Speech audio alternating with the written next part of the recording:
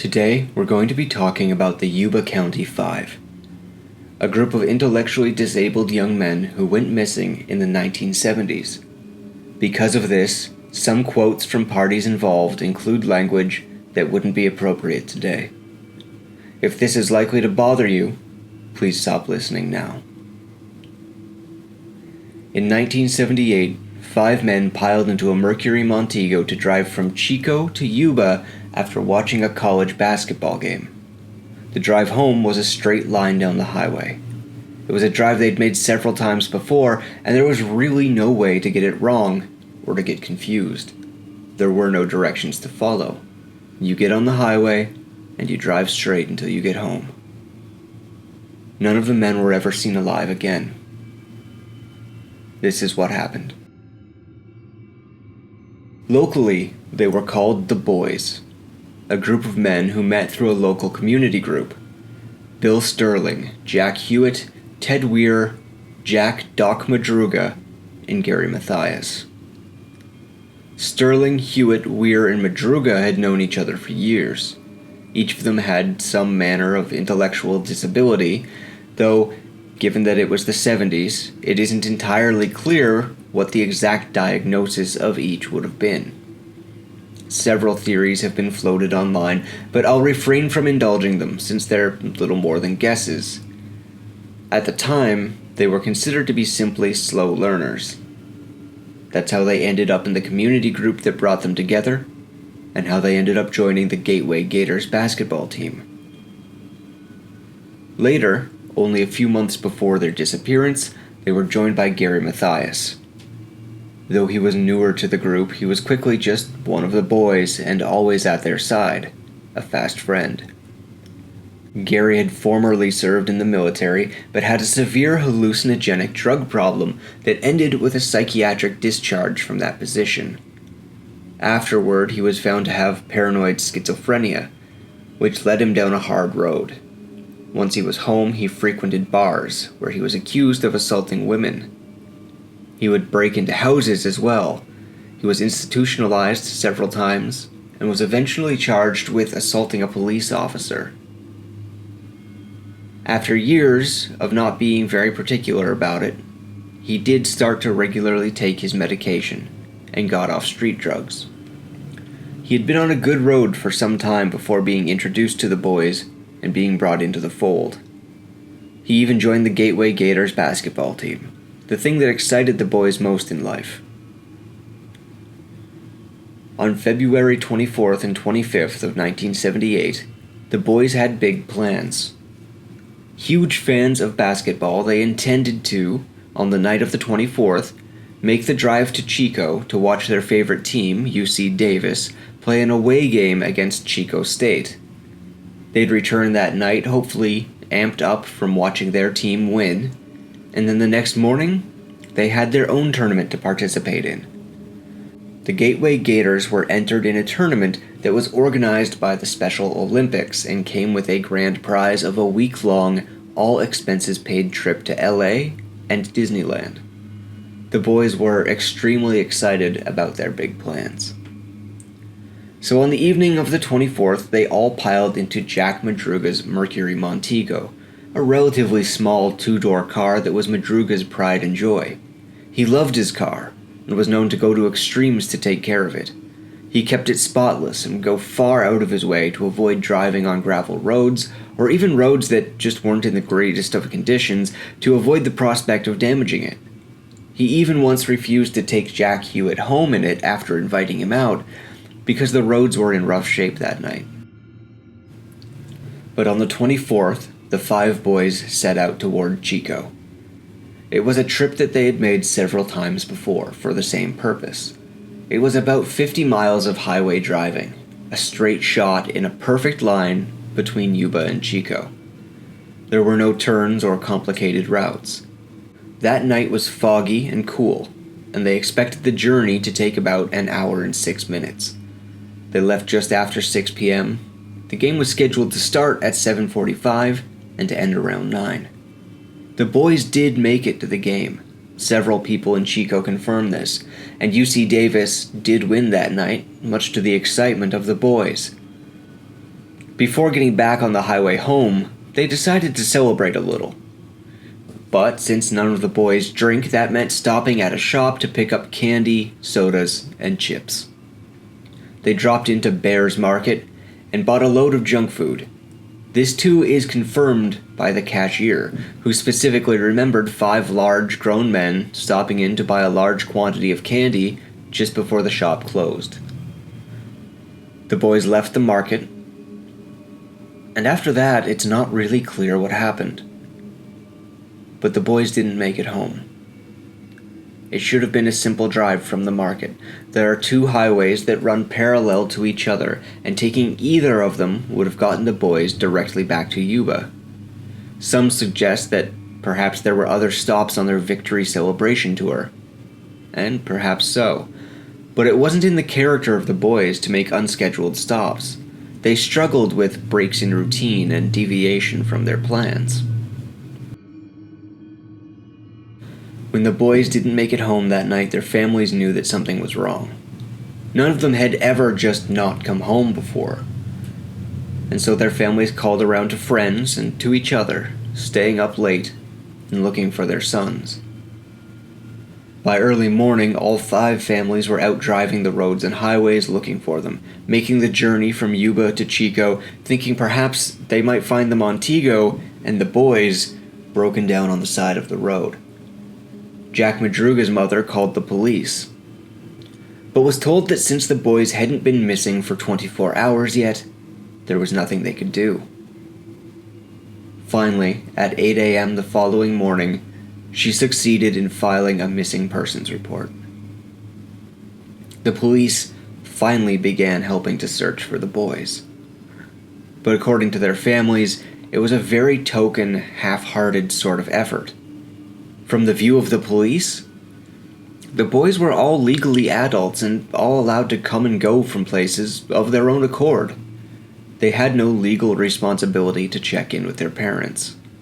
And so the police were hesitant to say that the boys were missing at all. The families would also say that because of the boys' intellectual disabilities, the police were apathetic to their plight. The police did search the highway for broken down cars, just as the family had already been doing, but they didn't seem to grasp that this was not just a case of 5 grown men who had chosen not to return home. So it was the families themselves who spearheaded the task and who organized a reward for information, $1,000 for any information that would lead them to their sons.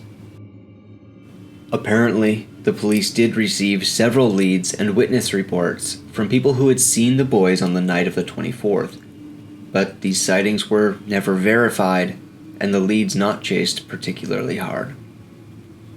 4 days after the boys went missing, a call came into the police from the National Forestry Service. Jack Madruga's car had been found. It was in Plumas National Forest, 50 miles in the wrong direction. It was parked in the middle of the road and looked like it had been stuck in massive snowdrifts for several days. There was no reason for the boys to head into the national forest or even drive in that direction. Again, they had made this trip several times before, and they knew that all they had to do was get on the highway. But even if they somehow missed their turn, Yuba and Chico are in an area known as the Flatlands, at the base of the Sierra Mountains. Plumas National Park heads up into the mountains. Even on a foggy night that later turned into snow, they would have noticed that they weren't driving a straight line. They would have noticed that they weren't on flat ground anymore, but rather heading uphill. And Jack Madruga loved his car. There was no way that under any normal circumstance he would have driven it through a snowstorm, up a mountain, on an unpaved road. However the car got there, whatever the circumstances surrounding it, the boys knew they were going the wrong way. When the police went to investigate the car, they found that it was in good condition. The car still ran, and it had a quarter tank of gas left. There were candy wrappers and empty sodas in the back seat, along with programs from the basketball game that the boys had attended. and strangely, the driver's side window was rolled down, and the doors were all unlocked. All quite strange given Madruga's love of his vehicle. There were footsteps around the car, but they were unlikely to be from the boys. It had been snowing hard all through the 4 days that they had been missing, and their steps would have been long ago wiped out. Now, these were likely from the forestry service worker who had found the car, from police officers who hadn't been overly careful, or from harmless passers-by who didn't realize that there was anything going on. The police also found maps in the back of the car. This lends some credence to the idea that the boys were just lost. If they had maps out, they might have been looking for a way home. But then the boys weren't in the car. And if they knew they were lost and departed the car under their own cognizance, why wouldn't they take the maps with them? Now the police, it seems, were finally searching in earnest for the missing men. But it was February, in the mountains, and they were hampered by severe snowstorms that made it impossible to look far or for long. Search teams were organized with police, volunteers, family members. Even the local sheriff's office lent them every deputy that they had to aid in the search. While the police were finally galvanized into searching, a man named Joseph Shones came forward and said that he had been on that road in the park on the previous Friday night. He said that he had seen Jack Madruga's car pull up. Shones explained that he was there in his own Volkswagen, checking the snow line in the mountains ahead of a family ski trip. His own car got stuck, and he had gotten out to try and push it free, but he suffered what he called a heart attack. It's unclear if that's what actually happened to him, though. Regardless, he got back into his own car, while vomiting and soiling his clothes. After sitting there for a few hours, suffering, he saw Madruga's Montego pull up. He said that this was around 11 p.m. He shouted at them for help, but the boys apparently just opened the doors of the car and wandered into the woods. The problem with this is that Shones was a known liar, drunk, and thief. Locals would call him a scammer, or even a bullshit artist. He had been drinking heavily that night at a nearby bar, and he would later claim to have been in a dreamlike state when he had the sighting because of his supposed heart attack. I'm no doctor, but spending a night drinking heavily, then vomiting, soiling yourself, and being in a dream-like state sounds more like extreme drunkenness than a heart attack. So finally, he had to leave down the road to get help for himself. He stopped at the Montego on the way and looked inside. He said he saw kids' items in the back of the car, and that something felt weird or off about it. The kids' items in question, though, might have just been empty candy bar wrappers and junk food containers. Later, he would tell his wife, though not the police, that he saw a pickup truck arrive at the same time as Madruga's car, that it had been following them, that it pulled up behind them, and he saw the boys get out of Madruga's car into the pickup truck and drive away.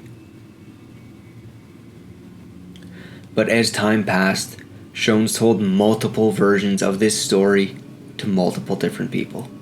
The number of people he saw was between 2 and 12. He claimed that there was a woman there with a baby, and the pickup truck came and went from the story, depending on who he was telling it to.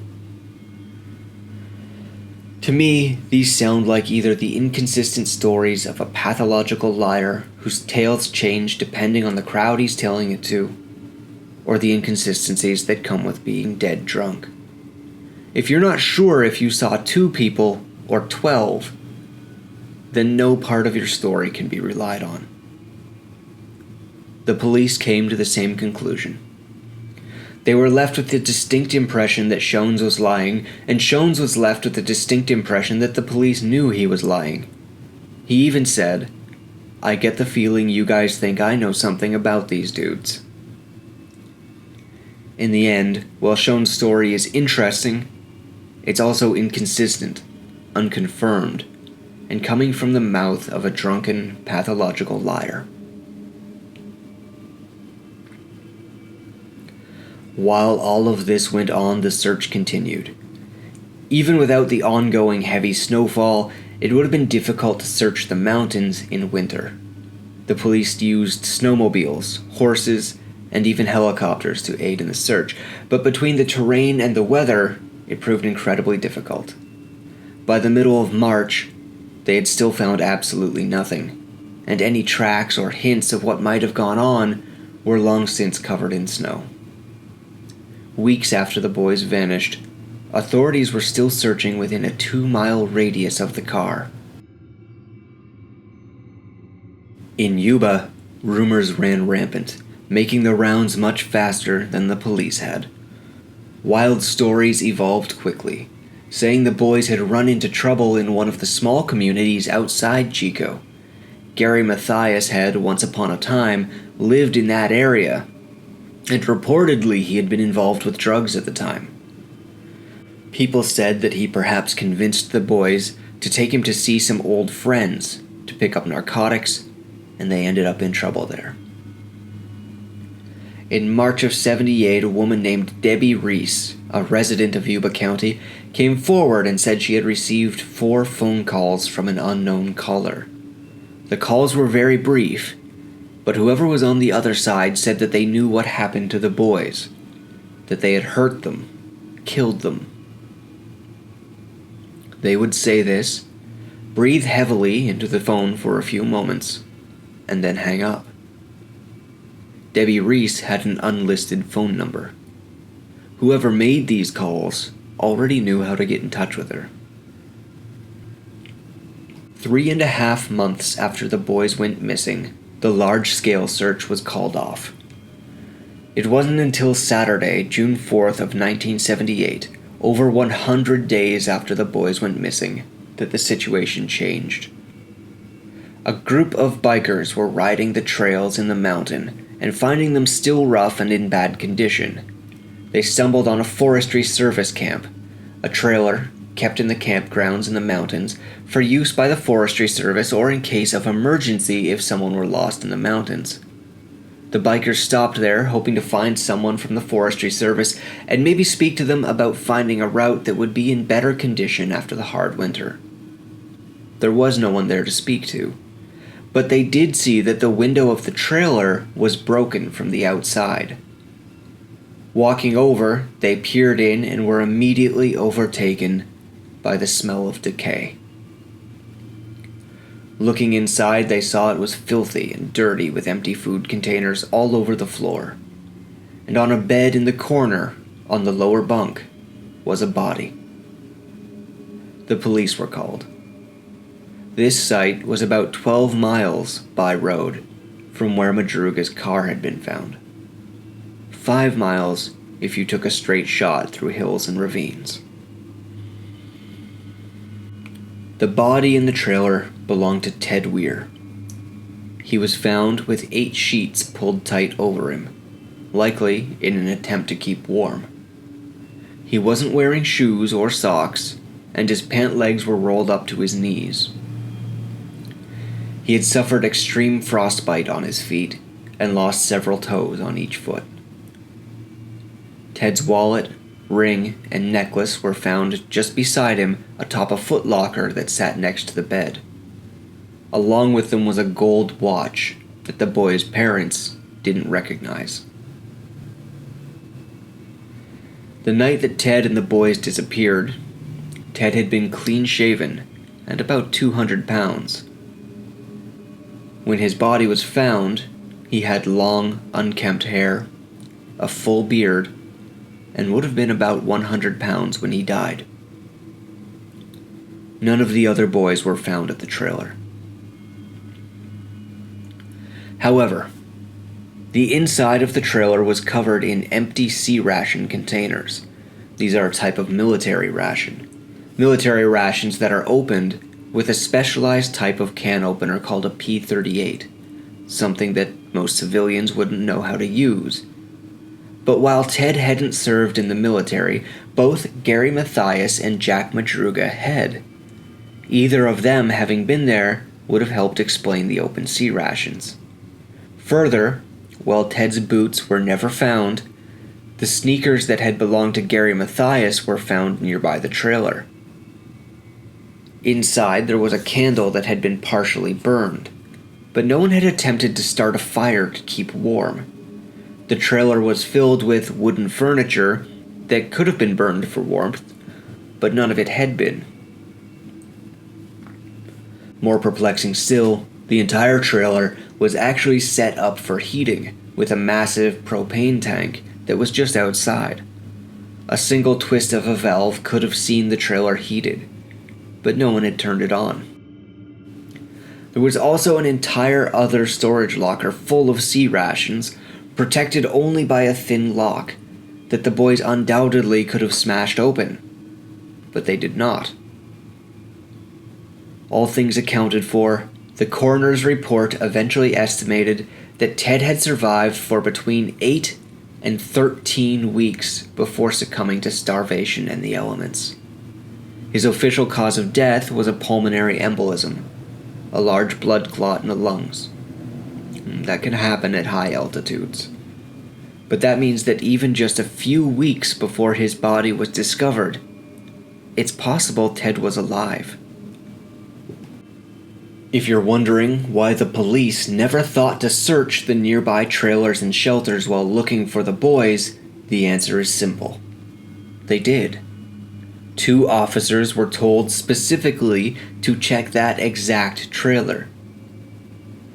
The officers were extremely hungover, however, and lied about having already done it. The father of Jack Hewitt Sr., had even suggested to the police that they search those specific cabins. He was told it had already been done. Many years later, Jack Sr. would go to his grave with his biggest regret in life being that he hadn't followed up on the bad feeling he had about it, that he hadn't checked personally. 2 days after Ted Weir was found in the trailer, searchers discovered 2 more sets of human remains. 3 miles out from the trailer, walking further away from the car, further uphill, they found the bodies of Bill Sterling and Jack Madruga. Bill Sterling's father, Jim, was with the search party when his son was discovered and was able to identify his remains at the site itself. Later they would confirm this by finding Bill's wallet and ID. Both Bill Sterling and Jack Madruga were badly decomposed by this point. Rescue workers were amazed that the 2 had gotten so far. A total of 15 miles from the road where the Mercury Montego was abandoned, uphill in the mountains in a snowstorm. Had they simply gone downhill instead, they would have very likely arrived in the nearby towns and gotten help. And the boys should have known that. On June 7th, the very next day, Jack Hewitt Sr. found the remains of his own son. The previous day he had been sitting at a nearby creek eating a sandwich, and he heard a man hitting and beating a dog. Disturbed, Jack asked him why he was doing it. The man said that the dog had found a deer bone and refused to let it go. As the day wore on, Jack became more and more certain that what he had seen was not a deer bone. The next day, June 7th, he followed the path that the man with the dog had come from and found the remains of his son. He was able to identify the jacket that his son had been wearing when he disappeared. As he picked the jacket up, something fell out of it. His son's spine. To quote Jack Hewitt Sr., "Somebody made them kids do this. They never done it on their own. I know they didn't. And the sheriff is trying to make us believe that it's stupidity because they were retarded, that they were up here on their own. and there's just no way that they would have done this on their own. This meant 4 of the Yuba County Five were now found. No sign of Gary Mathias, aside from his sneakers being near Ted Weir's body, was ever found. And it never would be. The search continued for months, but nothing more came of it. In 1979, a call came in from San Joaquin from a man claiming to have seen Gary Mathias hitchhiking. He knew it was him, he said, because he and Gary had lived near each other at one time. But nothing ever came of it. A niece of Jack Madruga would swear that she saw Gary Mathias sitting in a bar in California drinking a beer. She called the police, but by the time they arrived, the man was gone. She would swear that she was completely certain it was him. Many think that Gary never left the trailer, that something happened to him there. Others are quick to point the finger at him and at his paranoid schizophrenia. Was he off his meds? Did he lead the others away from the basketball game to the nearby towns, places he was familiar with from his struggle with addiction? Did he lead the boys into trouble? If Gary did make it to the trailer with the others, and survived with them, then it seems he likely would have been eventually off of his medication. Did he then strike out on his own as a result, which is why he was never found? But statistically, paranoid schizophrenics are more likely to be victims of violent crime than to be perpetrators. And while Gary had been in a fist fight or two in his time, no serious injuries were reported, and he showed no predilection towards serious violence, even when unmedicated. Further, all of the remains of the boys that were discovered died from exposure. There were no knife wounds, no gun wounds, no broken bones. The idea that Gary harmed the boys directly is entirely unfounded and likely rooted in ignorance.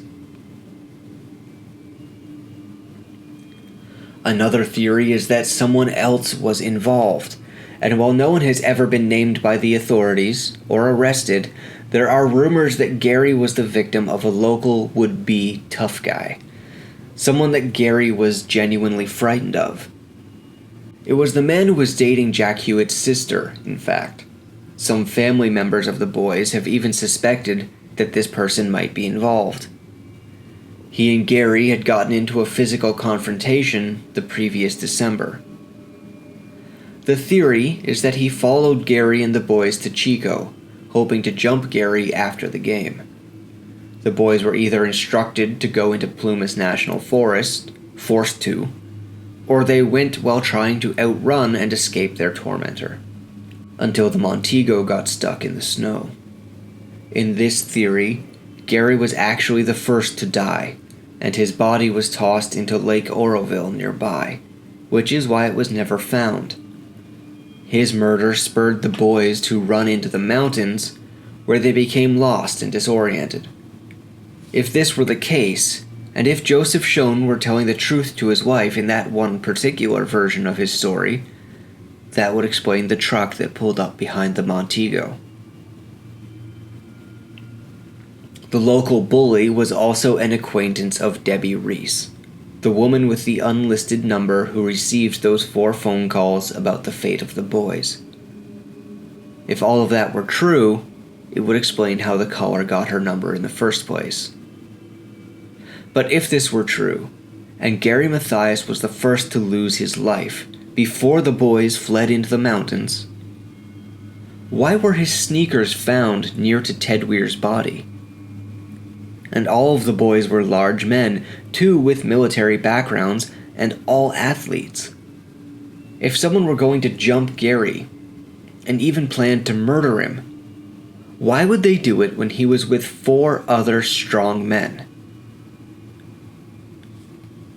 Another theory, one favored by Jack Madruga's mother, is that the boys perhaps picked up a hitchhiker. The hitchhiker then, at knife or gunpoint, forced the boys to drive up into the mountains and abandon their car. But there's simply no evidence of this. No hitchhiker was ever found. Nothing was taken from the boys that would indicate they had been robbed or point to any motive for this. And further, it would again take an incredibly bold hitchhiker to squeeze into the back of the Montego with 3 fully grown athletic men and 2 more in the front seats and decide to take them all on by himself, even with a weapon. The prevailing theory from the police is that the boys simply got lost. They took a wrong turn, drove up a mountain, got stuck, and decided to wander further up the mountain. I don't even know where to begin with that. It does not remotely make sense. Again, the line between Chico and Yuba was one straight shot down the highway. The boys would have noticed that they took a wrong turn. They would have noticed they were going up the mountain. Jack Madruga certainly would have noticed the rough roads that he was driving down in his Montego. And he would have known that this was not the way home. The theory that they were simply lost and continued up the mountain makes no sense. We may never know what happened to Gary Mathias, or to the Yuba County Five. For me, and for many others, the central question is what made the boys leave the road that night. They knew their way home. They had done it before several times, and they would have known that they were going the wrong way. So why did they continue? Were they chased? Afraid? Was this local bully responsible? When they fled further into the mountains, was it out of fear of whoever was chasing them? Confusion? Had they gotten turned around in the snowstorm? And why, when several of the boys set out from the trailers to go for help, did they walk further up the mountain instead of back down? What do you think happened to the boys? Can any of Joseph Schoen's story be trusted? And what of this local bully? Or do you think that Gary Mathias suffered a psychotic break without his medications? Or perhaps, like the police say, the boys just somehow got lost?